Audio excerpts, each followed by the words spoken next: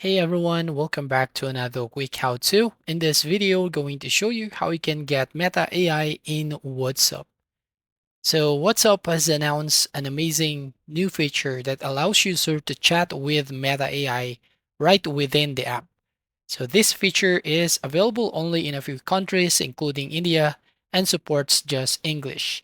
It's an excellent way to join in stimulating discussions, ask questions, and receive useful ideas. So to start conversing with Meta AI, make sure the feature is available in your country. So first up, need to make sure that your WhatsApp is updated. Go to Google Play Store and then go to the WhatsApp app. And if you find an update button shows up, you just need to tap on update. Now, once done, you just need to open your WhatsApp and select the chat window. From the new chat menu, choose Meta AI. Then read and agree to the terms of service when prompted.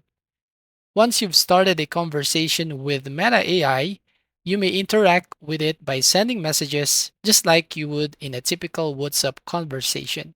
So, Meta AI is capable of understanding and responding to a wide variety of topics and questions. So, that's all. Thank you for watching. Please like and subscribe, and see you on the next video.